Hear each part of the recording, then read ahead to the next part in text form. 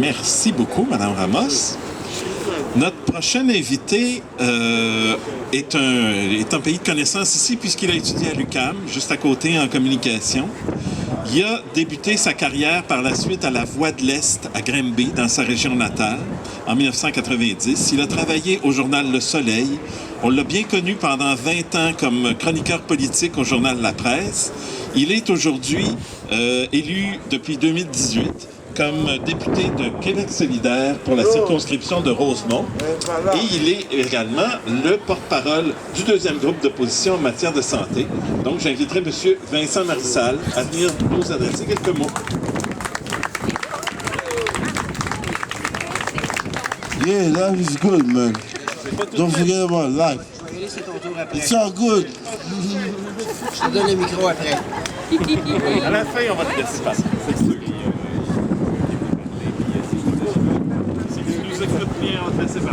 Bonjour tout le monde.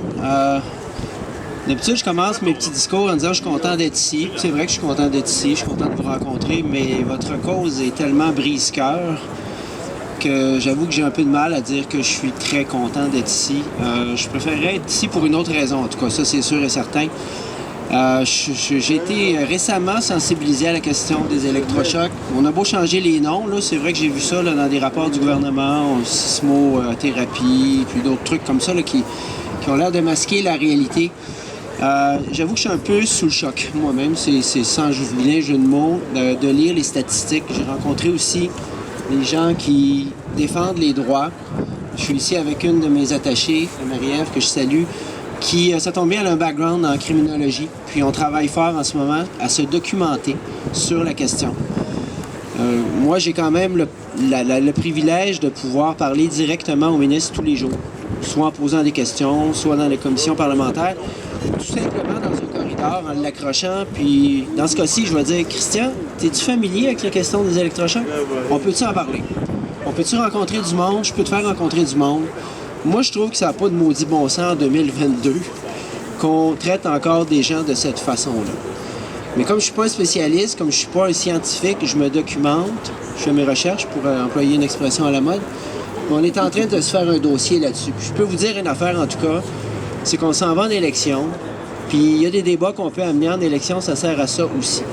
Mais dans l'intervalle, je suis critique en matière de santé avec Québec solidaire pour mon caucus, puis je vais accrocher oui, Christian Dubé, Marguerite Blais, Lionel Carman, les gens qui décident, le Collège des médecins aussi, qu'on voit régulièrement dans toutes sortes de commissions parlementaires, pour leur dire, il faut qu'on fasse le point là-dessus. Là. Ça ne peut pas continuer. Minimalement, là, je vais demander dès la semaine prochaine un moratoire, qu'on arrête ça. On fera le point après de façon scientifique. Il faut croire la science, on croit la science. Hein? On l'a vu par exemple avec la pandémie. Bien justement, moi, en ce qui me concerne, des techniques des années 50, d'électrochocs, ça n'a pas grand-chose de scientifique. Alors on va aller au fond des choses. Puis moi, je m'engage aujourd'hui, je vous le dis, à porter le dossier à l'Assemblée nationale aussi loin et aussi longtemps qu'il faudra pour qu'on arrête ce traitement barbare, inhumain, totalement inusité et probablement à la limite de la légalité au Québec. Alors, je vous remercie beaucoup de m'avoir invité. Merci beaucoup de m'avoir invité, mais surtout, je vous félicite et je vous remercie du travail que vous faites. C'est important. Vous êtes souvent dans l'ombre, mais c'est très important ce que vous faites. Merci beaucoup d'être là.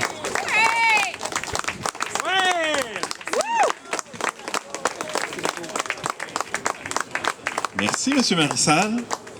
Et finalement, pour conclure notre 14e rassemblement en opposition aux électrochocs, on invite une femme, une formatrice, une chercheuse, une personne engagée dans un nombre incalculable de luttes sociales, une ancienne présidente d'Action Autonomie aussi, une membre fondatrice du comité Pare-Choc. Je pense que tout le monde la connaît ici.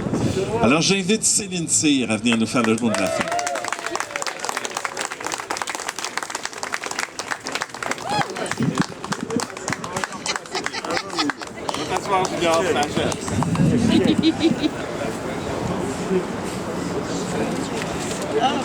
OK, correct. Bon. OK. Donc, est-ce que tout le monde m'entend? Oui! OK, donc je veux remercier tous et toutes d'être venus au 14e rassemblement contre les électrochocs. On a quand même eu une grosse pandémie et puis là, on reprend les activités. Donc, merci de ne pas nous avoir lâchés entre-temps.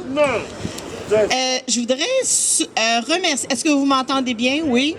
OK. Je voudrais remercier toutes les personnes qui nous ont soutenus à travers les 14 rassemblements contre les électrochocs. Une bonne main d'applaudissements. Yeah! Si c'était pas de toutes les personnes qui sont ici aujourd'hui à travers les années, il n'y aurait pas de mouvement, il n'y aurait pas une reconnaissance que c'est barbare, les électrochocs.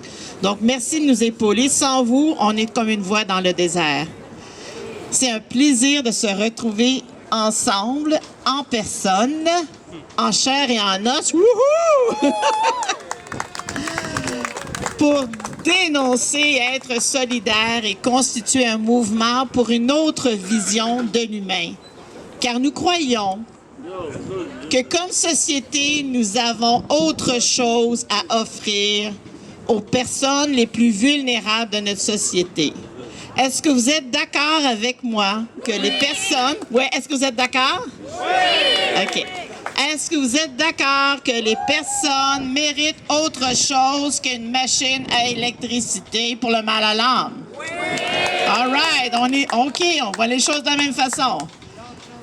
Ça nous donne au comité par choc de l'encouragement, de l'énergie, de la chaleur humaine pour poursuivre la lutte. J'en perds la voix. Je pense aussi à nos frères et sœurs de lutte, parce que c'est un mouvement international, la lutte des électrochocs, à Mary Maddock en Irlande, à Don White de Toronto, qui est décédé, et aussi Leonard Frank, aussi des États-Unis, vraiment des leaders.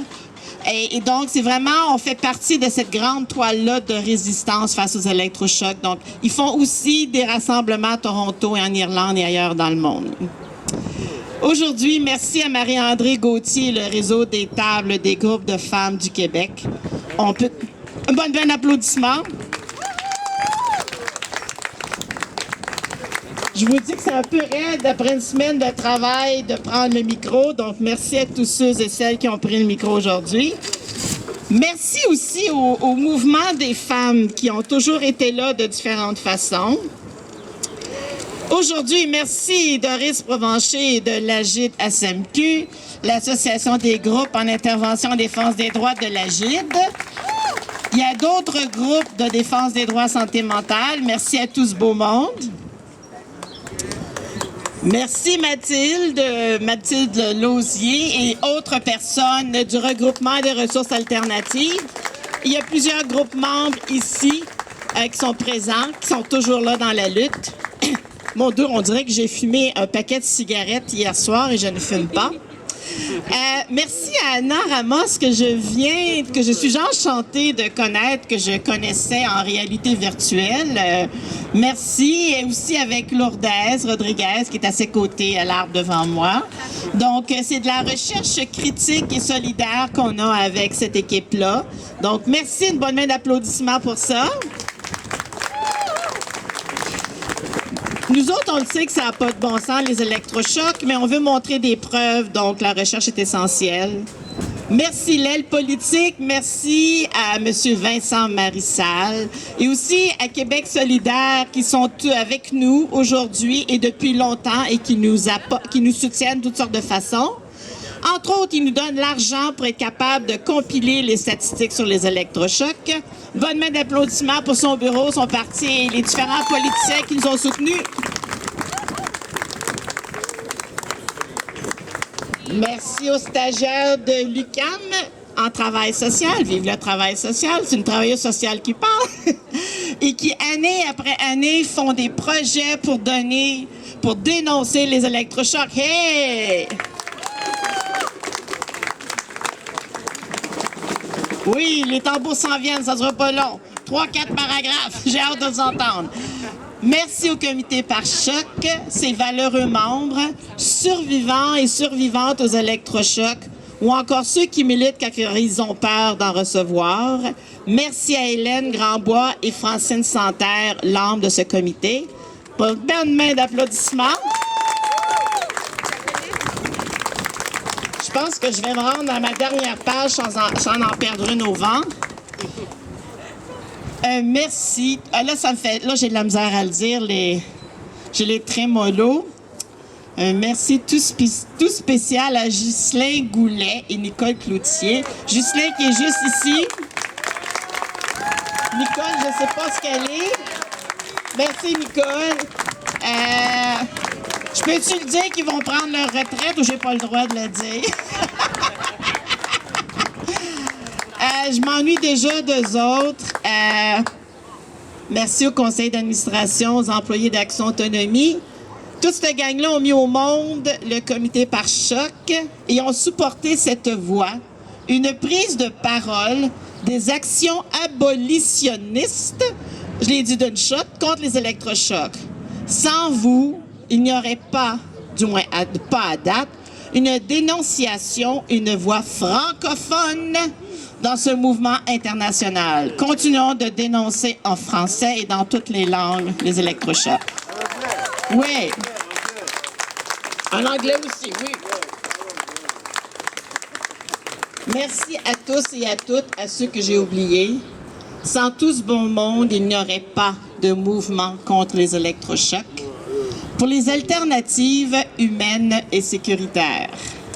J'aimerais ça qu'on termine sur un slogan que j'ai emprunté à Lourdes. Est-ce que tu me le passes? Est-ce que je peux t'en empêcher? Essaye. J'espère que je vais le dire comme il faut. Le slogan sur lequel j'aimerais qu'on termine, ce serait, je vais vous le dire et après ça, on va le répéter ensemble au moins une ou deux fois. Imaginons un monde sans électrochoc. 1, 2, 3, go. Imaginons un monde sans électrochoc. Une dernière fois. Imaginons un monde sans électrochoc. Merci. Merci tout le monde. Et maintenant, on passerait à Terato.